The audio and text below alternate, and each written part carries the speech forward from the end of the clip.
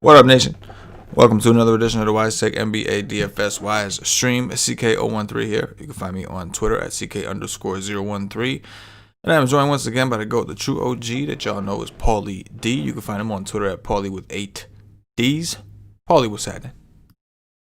Happening, baby. Another day, another dollar, another NBA playoff slate. We got game 3 of the game ones, of the first round. Game 3 of the first round.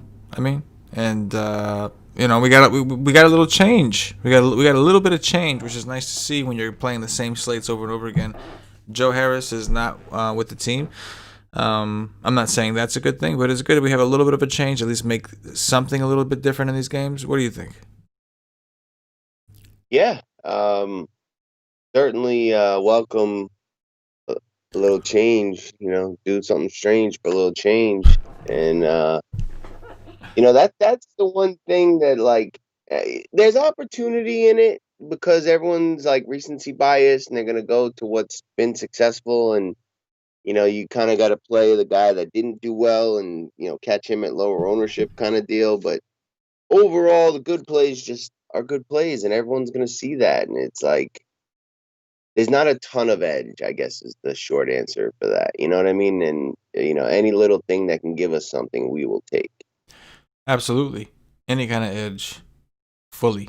We'll go ahead and jump in. Shout out to Charles Pritt in the chat. Says, what up, CK and Paulie? Jeffrey Dates. The wise one. Lemons. It's a KBO thing. But the wise one. Anyway, we got Toronto and Brooklyn as our first game once again. No home court advantage. Normally this would be when Brooklyn would be home, but obviously they're in the bubble. We've got a 219 total, down from 221.5. The Raptors are currently 11-point favorites. That's up from 8.5. Maybe because of the Joe Harris news in combination with the public and maybe even the sharps just pounding on Toronto. But that's where we are. We're going to talk about Toronto first this time because we're going to be different. Yeah, be different. And they're technically the road team. So talk to me about Toronto, Paulie. I like a lot on Toronto. I kind of missed Fred VanVleet's first 2 games. I was on him the first game and kind of pivoted to Lowry the second game, and even though he didn't shoot very well, he still went off. And I'm researching this, what is going on? And Fred VanVleet is one of the top ranked pick and roll players, and that's one of the worst at defending that. So even if his shot's not falling, he's going to get a ton of free throws, a ton of shots at the rim. And him, Kyle Lowry, Pascal Siakam, Norm Powell, OG, Serge Ibaka. 1, 2, 3, 4, 5, 6 guys I like a ton from their team. Different combinations. I think there's 2 outcomes, right?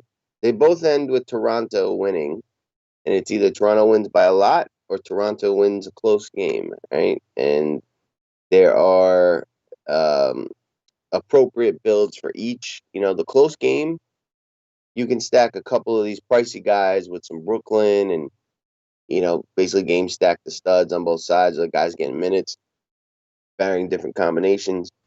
Or if they blow them out, you're not going to want as many Brooklyn, maybe just the Brooklyn value. You leave off Karis LeVert and players like that, and you maybe don't get as many of these guys because, maybe they don't get that last fourth quarter run and whatnot. Maybe just one of them does the real dirty. But I expect this game to be played fast. It's hard to see Brooklyn keeping it close, but they've kind of done that.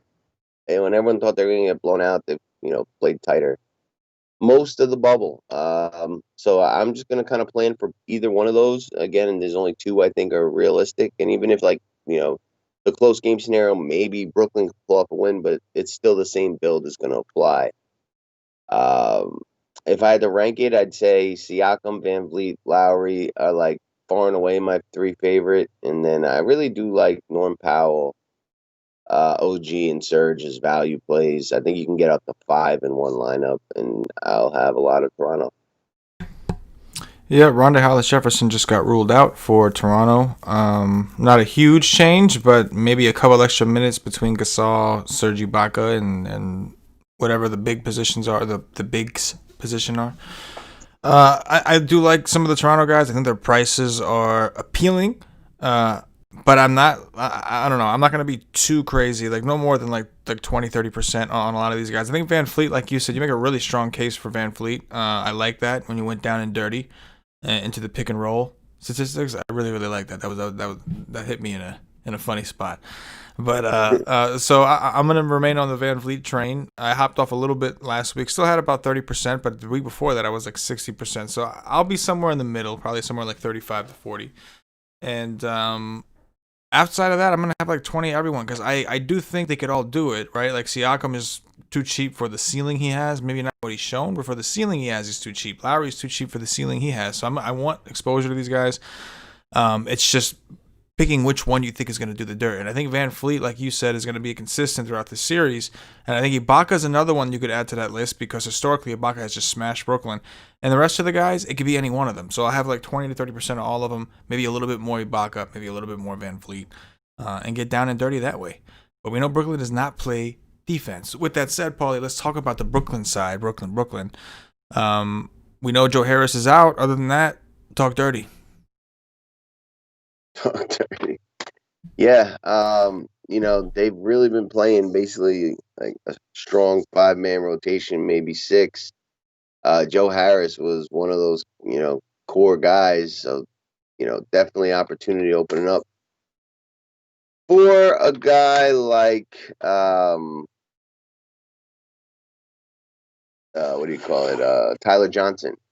Probably he already been ruled in as a starter. And, I expect him, Kuroix, Temple, Jared Allen, TLC, and stud. Where is he? Karis LeVert to do, to get all the minutes, do all the dirty lifting. If they get blown out, you may get some blowout run from like a Jeremiah Martin, maybe a little bit of Zam Musa, stuff like that. But at this point, you just got to want to get, Jared Allen. I just don't see, unless he gets into foul trouble, how he doesn't get a ton of minutes, a ton of usage, double. Like, I think he gets you pretty close to 40 at 7-1. That's a very nice play. TLC at 4-6 is going to play 30-plus minutes, take 15-plus shots, get a couple of rebounds, a couple assists. Like, at 4-6, he's underpriced. Garrett Temple, never a guy we're really thrilled to play, especially at 5-1, but he's going to play 35 minutes, take 15 or so shots. A bunch of those are going to be threes. He can contribute peripherals. He's in play. It's very similar to Toronto where, like, I like basically everyone that's going to get minutes. I think this is going to be like one of the faster paced games on the slate, and it just depends whether you think it's close or not and making those builds accordingly. Like, I only put Karis LeVert in builds where, like, I think a lot of the, where it's close, where I play a bunch of Toronto studs. That's like a real game stack where I don't have much money for a ton of players on other teams because I'm spending up for, like, LeVert and Fred VanVleet and Siakam all in one build. But then the rest, then Jared Allen's at 7K. I think you could play him in either build. And then everyone else, TLC, Temple, Tyler Johnson, Kuroix, they're going to fit both builds. They're either going to be the value plays that, help like a 4, 5, 6-man game stack piece where it's close, or they're going to be the blowout build guys that, exceed their price because they get, additional run with additional usage. So I like a lot of them. I would say TLC is my favorite, followed by Jared Allen, Tyler Johnson, LeVert, Temple, Kuroix. Yeah, I agree, man. It's never fun to play Garrett Temple or Tyler Johnson or TLC, but they do appear to be in a pretty good role. Joe Harris was like one of the go-to scorers on this team. So with him being out, it should be a lot of shots to disperse, a lot of minutes definitely to pick up. So before, as where we had Tyler Johnson subbing in and all these guys kind of mixing together, they don't have as much flexibility today. So I think that they're all going to play a lot of minutes. There's definitely the outcome in which they get blown out. But like Paulie said, some of these guys are in their blowout teams. Like somebody like Tyler Johnson is a part of that blowout squad. Normally, maybe not in this role. They do have Jeremiah Martin, who was a beast in the bubble whenever they rested everybody, just to get some experience, let them have some fun. But I'm with you. I'll have a good amount of these guys, and I think in cash games you'll see these guys pretty popular, high owned. And I like Levert. I think if they go to shit, Levert might go to shit too. I could see a world where they all just kind of suck. But if those guys have decent games, this is one of the rare spots where I think there could be a little bit of correlation. I think if those guys play well, then Levert probably plays well. I'm not saying you have to play them together.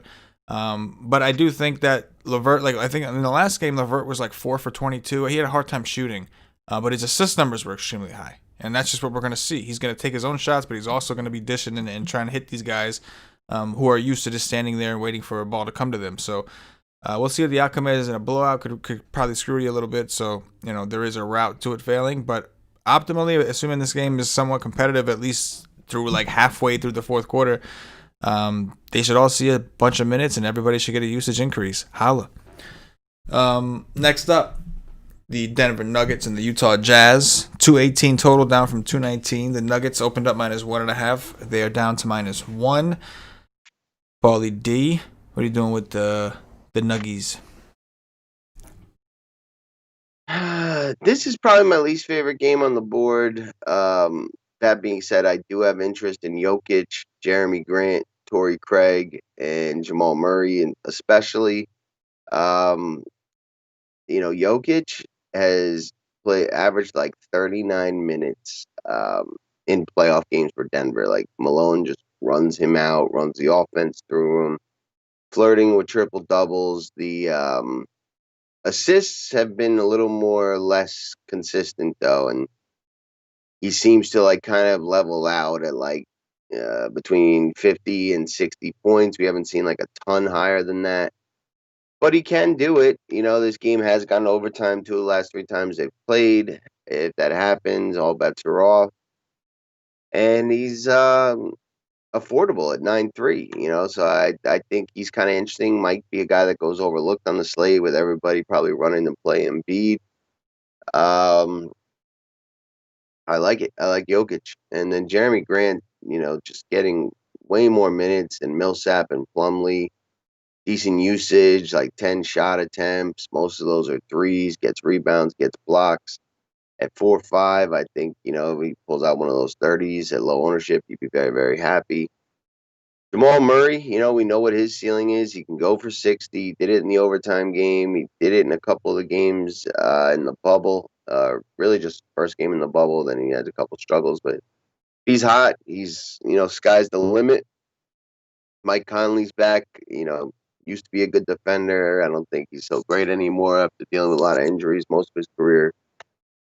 Could be a plus for Jamal Murray getting Conley back there.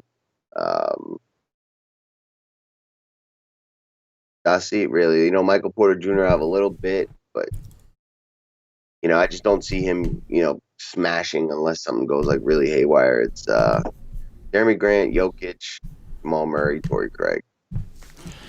Yeah, I'm with you. I think I think either way, most times, more times than not, Murray has a good game against a team like Utah in the playoffs. So it just kind of fits his style. He's one of their shooters.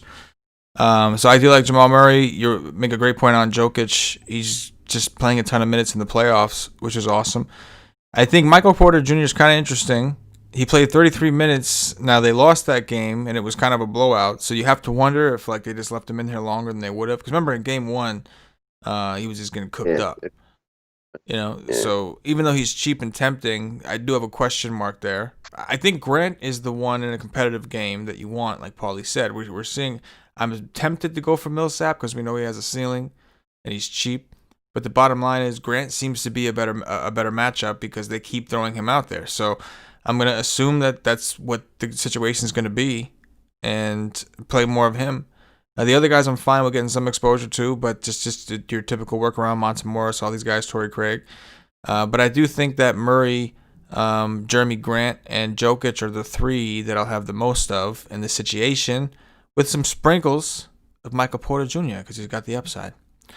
What about the Utah Jazz with Conley back? I guess we don't get Chalk Clarkson, but we still have Clarkson. What's the deal? Still do have Clarkson.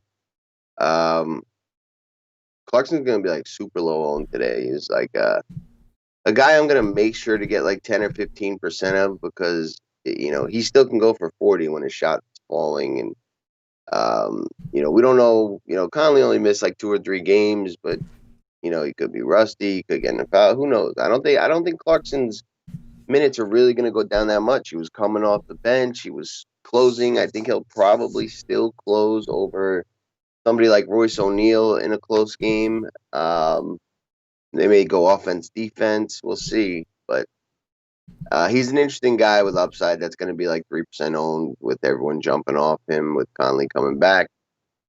Donovan Mitchell, like I don't think his role gets affected all that much. I just think that after that 81 burger, they priced him up a little too high where there's not a ton of profit unless he goes for 60 again. And, Mike Conley's got to take away a little bit. And, we didn't have much breathing room anyway. Joe Ingles is fine. He's kind of like a meh guy. If he's the last guy into your lineup, you have 5,700 and you put him in, I'm all right with that. Royce O'Neal still has some upside in his price.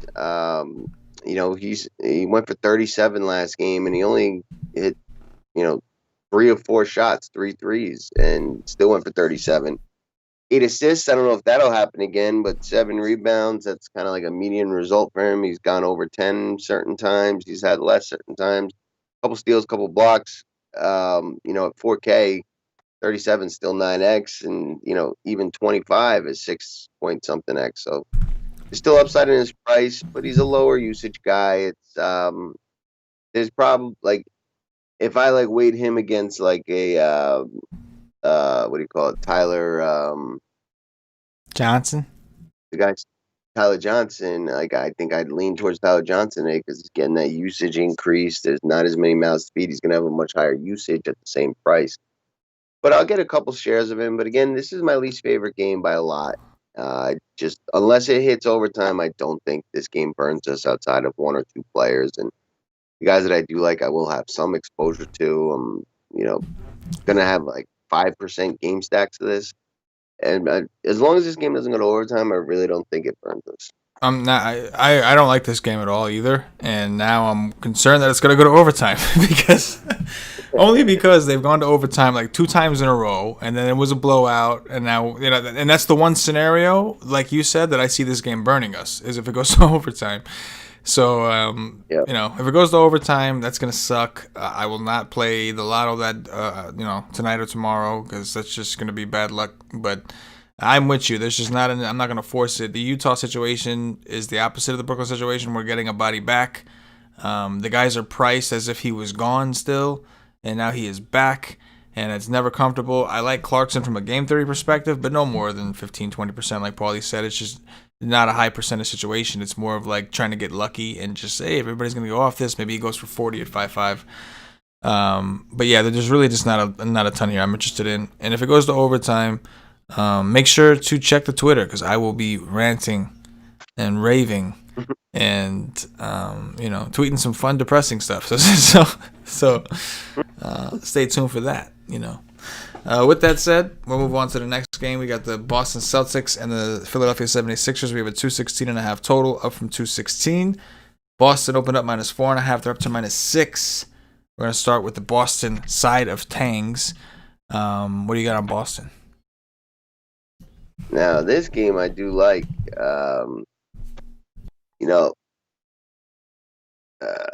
There is 1, 2, 3, 4, 5, 6 guys on Boston I've got interest in.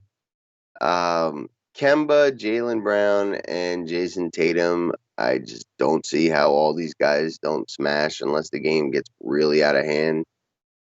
Huge usage against a team that's really struggling. They went on a 63-19 run starting in the middle of the second quarter. They were down a couple points, and they ended up just absolutely crushing Philly. It's really sad what's going on with Philly. Wings have just done well against Philly for a while now. Jaylen Brown, Jason Tatum. Jason Tatum just, looked like a man amongst boys at some points out there, just, doing the dirt on the reg on every other play. And he's been really consistently getting you that 50 to 60, where like, if you compare him to Donovan Mitchell, he's more of like a 40 to 50 kind of consistent, where we're seeing Tatum, with increased usage, a couple guys missing, like, going for 50 to 60, much more consistent, doubling, taking 20 plus shots, 30% usage or more. Like, I think you just keep playing him. You can pair him with Brown, pair him with Kemba. I think I keep Kemba and Brown apart. I don't see them both ceiling it out. I think one with Tatum. Marcus Smart is a guy that can go for 5 or 45. He's been playing more towards like the fives lately, but I could see that turning around. He's going to get the minutes. He shot terribly from outside. He was 1 of 7 from 3, 3 of 11 shooting overall, and still went for about 21. He hits 3 or 4 of those threes, and that's a 35, and that's 6 or 7x. So I'll sprinkle him in. I'll sprinkle some Daniel Tyson, and then I really didn't see Enes Kanter getting time off the bench last game. I thought it'd be Robert Williams. I was very wrong. It was Kanter. He got 22 minutes. We know Kanter likes to go God mode, especially against Embiid, and I think you got to get a couple shares of that this time, because we all know what he can do with minutes. He probably underperformed last game, only getting 23 and 22 minutes. He's probably more of like a 1.5 or 1.3 fantasy point per minute kind of guy. And he was 1 rebound short of the double double and all that. So I do like Enes Kanter at 3.7. And that's it. Those 6 guys. I'll have a lot of Tatum, a lot of Kemba Walker. Kemba Walker is in my core plays article. And the other guys I will be sprinkling in, but Kemba, Tatum are probably going to be like between 40 and 60% on, and the rest probably like around 15 and 25. Yeah, I completely agree on Kemba, man. The usage rate was just awesome. It's good. We haven't seen him in that role in a while. 32.1% usage rate. And he only played in, 26 minutes because just didn't need to. The game was just ugly. So assuming Philly shows a little more pride this time around and keeps the game competitive at least until the fourth quarter, I agree. I think it's you see a path to. You don't really see how Kemba can't smash a 6.6 price tag. This feels way underpriced. Boston, as far as the rotation goes, we know when it comes to the actual scoring, they are pretty easy to figure out, right? Like, Tatum's going to take a ton of shots. Jaylen Brown's going to step up in a role. Even Smart, like you said, who is always low owned and is obviously a risk and not a guy you want any more than 20% of. His usage rate was like 21. He was 1 for 7 from 3. Had he made a couple more baskets, he would have probably given you the 6x you were looking for that day. So I'm perfectly good with grabbing a healthy exposure to Boston. I do like Boston, and Kemba Walker does look like one of the best plays on the slate, based off of his prices. His prices like that. Bet. All right. At this point, we're going to go over to the Philadelphia 76ers side. So the Sixers looked horrible. Everybody just looks bad. We know there's no Ben Simmons, and it seems to be hurting them pretty badly. What do you got here, Paulie? Yeah, we know what they're gonna do here. It's gonna be Tobias and Joel Embiid. They're desperate for a win, and those are their 2 star players right now. I think in game stacks you got to play them mixed in with those Boston guys that are getting the increases in usage. Don't know why Alec Burks dropped like 10 minutes in playing time when they needed scoring. Maybe because it blew out and they just kind of pulled him. But him or Josh Richardson, I think steps up in this game. Josh Richardson's had 2 games in the mid-20s usage-wise. Can kind of contribute across all different stat lines.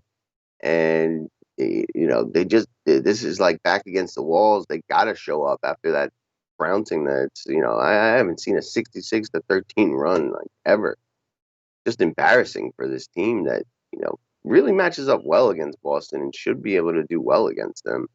I thought Al Horford would do a little bit more. He really kind of just disappeared. Maybe he's just doesn't have the athleticism anymore.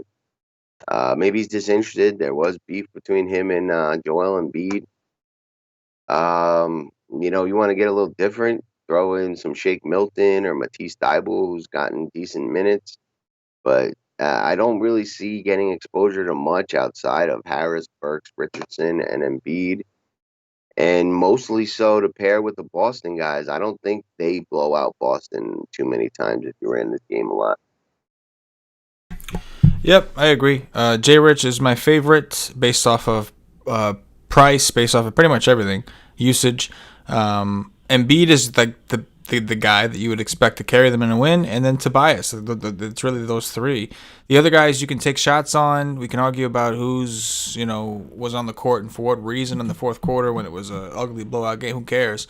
I think those are the three guys that I'll be focusing in on. I'll have the most Richardson, and then I think Tobias and Embiid somewhere between 20 and 30% of each, and mainly because I'm so heavy on Boston, so I'm hoping they do keep it competitive.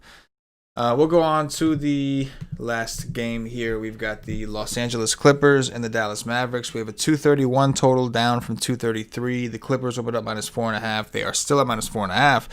We are going to start with the Clippers side. If Paul George would have done just a little bit better, I could have had an awesome NBA day the other day, but he did not. And that's the end of my story. Paulie, talk to me about the Clippers. I do really like Paul George today. He's looked terrible, and that's just not who he is. There's no Pat Bev, so one less body to worry about out there. Luka and Dallas were impressive last game, tightened the series up. I think we're in for a high-scoring shootout the rest of the way, and Paul George is the second best player on this team and going to do a lot. And one of these games, the shot's going to start to fall. I think he's going to be extremely low owned due to the poor performance, recency bias, and where he kind of fits price-wise. Guys are going to be looking to play Embiid and Kawhi and Tatum and some of the Toronto studs and Karis LeVert. I don't think Paul George. I think he comes in under 10%. Could be one of those slate-breaking type plays. I'll definitely make sure to have some ownership. There's a couple guys on the slate like him that are just not going to get a ton of ownership that, I think have pretty nice upside. Like Tobias Harris is probably another one like that. I don't think he gets a ton. So I plan to go there, but there's a lot to like from the Clippers. They're another team I could see, 4 or 5 guys in the winning lineup. Love Montrezl Harrell. Got up to 22 minutes, 20% usage. Got to the free throw line 10 times. Didn't do very well, but the 30 burger is coming. He's 4-1. The major upside. Could 10x that price. Love the way Marcus Morris has been playing. He's been getting some minutes at the 5 as they go smaller and defend the pick and roll versus like Porzingis and Luka. And, he's taking double-digit shots. He's getting rebounds. He's getting assists. He's really kind of fit into that role in a 5K. There's upside in his price. Reggie Jackson's 3-5 with no Pat Bev. Got like 26 minutes last game. Took 9 shots, 5 of which 3. Went for 18. Like, if you are trying to jam in some studs, he's one of the nicer super cheap value plays on the slate. Love the way Lou Williams played. He's got the Allen Iverson braids going and finally had a nice day shooting the ball. Got 32 minutes. No Pat Bev. Should mean he gets similar minutes. And we know what Lou Will can do when he gets hot. And this is like, he's a veteran who's looking for a championship. I think he's going to shine the rest of the playoffs now that he's kind of got his legs back. Kawhi Leonard, fine, he's a good play, but I'm not going to have enough money to really afford a ton of him. And you can play some Zubox as well. But George, Morris, Harrell, Lou Williams, those are the guys I'll have the most of. Yeah, I like the entire Clippers team also. I even I'll start from the bottom. I like a little bit of Reggie Jackson. Not a ton. Probably the least out of everyone else, around 20%. But he's 3,500, played 26 minutes. I love Montrezl Harrell. He's one of my favorite plays. Also, I'm gonna get a good chunk of him on FanDuel. It's a little scarier to sacrifice your center on a guy who's being eased in and hasn't played well. On DraftKings, he's just a value play that you could play utility if you need to. But I do like him either way. Zubac, I'm not as high on because I'm high on Harrell, but because I am so high on Harrell, I'm gonna have some Zubac. Because either way, I want to have the center against this team, this Dallas team.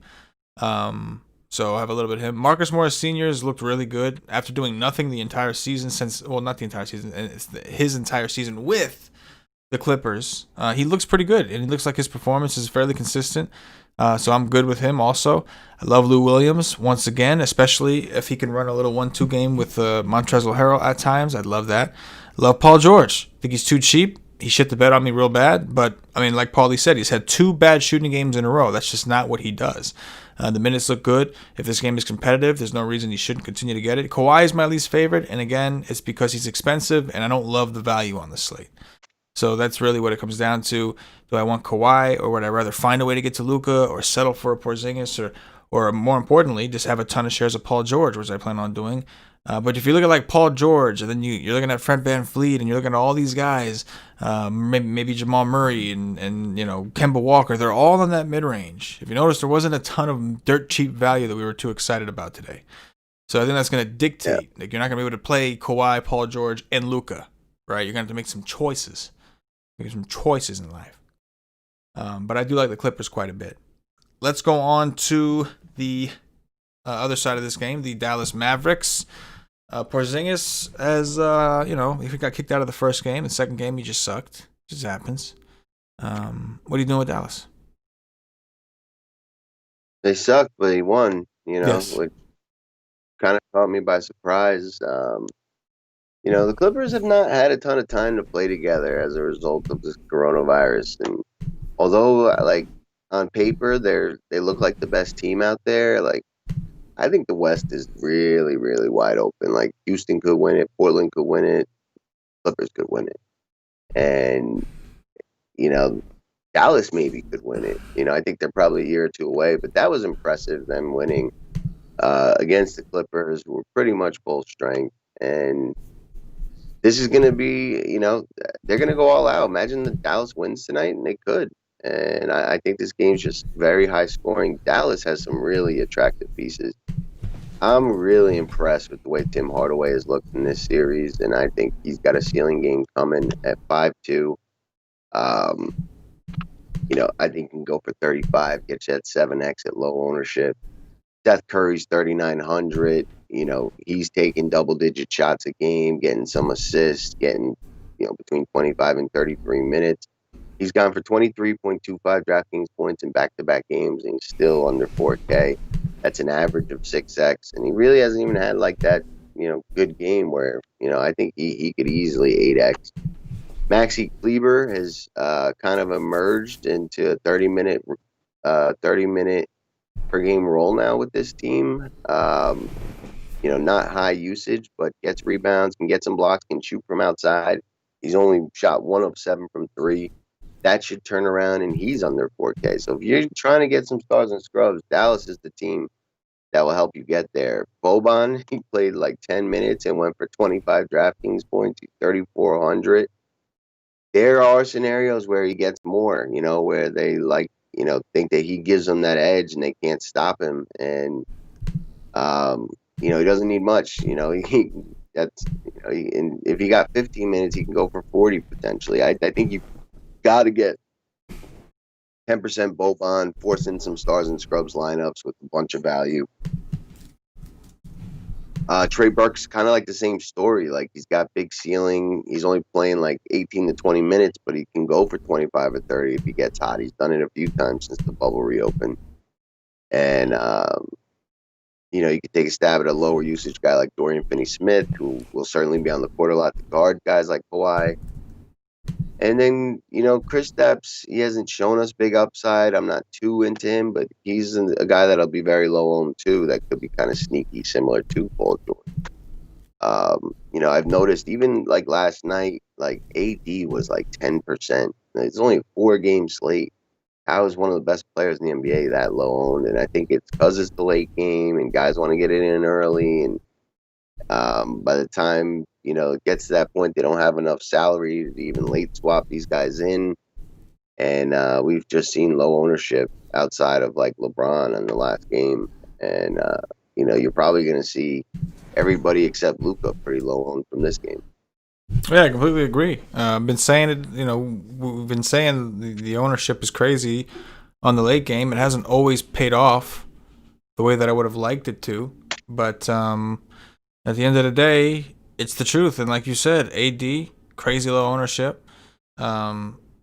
Last night against Portland in a phenomenal spot, and we're seeing a lot of that the same. Porzingis is in a really good spot. It's funny because if you look at the pricing, we've talked about Lou Williams, Montrezl Harrell, Hardaway, all these guys that are probably going to have less ownership than Garrett Temple, what's his name, Tyler Johnson. It's just the truth. I'm not saying that those Brooklyn guys won't be in the optimal lineups, but you'll see the difference in ownership of people that jump on that. I understand there's an injury, which is why. But if you just look at the basic projections, like these guys, Morris and Will and Hardaway and all these guys, they're not that far off from the spot that Temple and all of them are in. The advantage would have been if those guys were cheaper, but if you make them the same price, are they that much better of a play than those guys? And it's like, I don't know.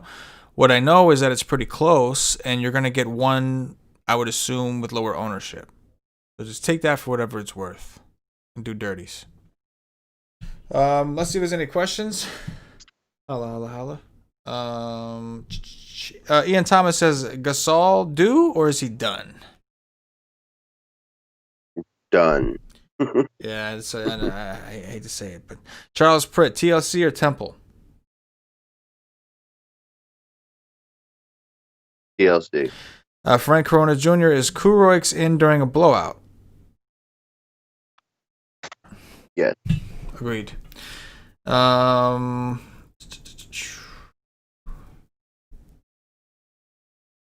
Tori J says, hit the like button, you freeloaders. Love it.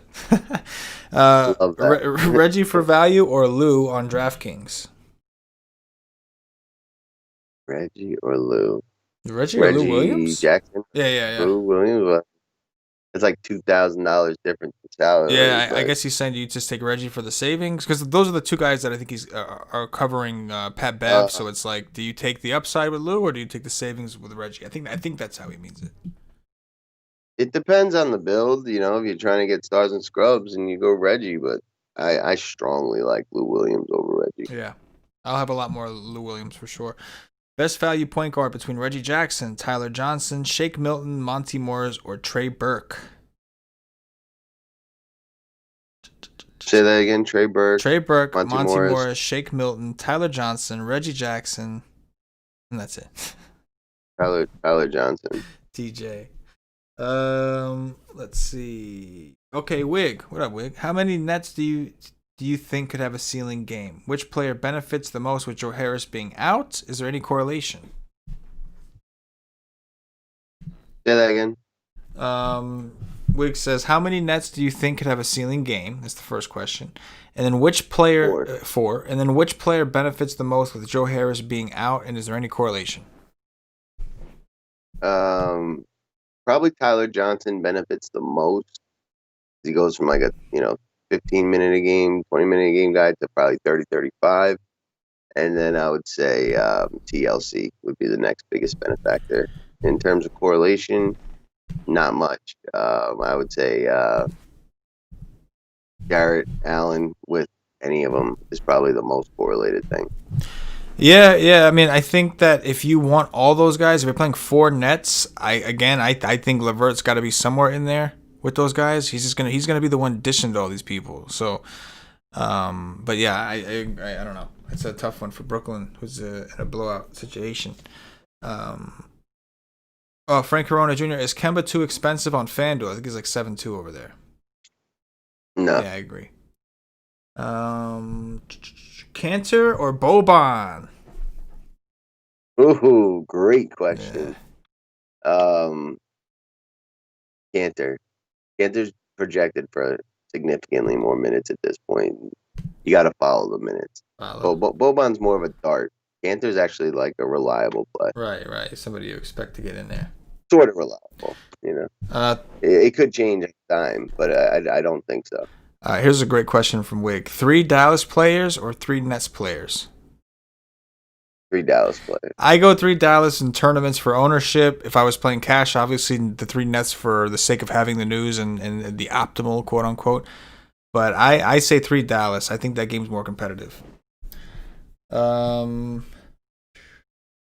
All right. I don't see any other questions, so we're gonna get up out of here and do dirties. I'll be back for the MLB show tonight at 6 p.m. Eastern. Paulie D's articles up at the site. We still got a little over 15 minutes before the lock hits.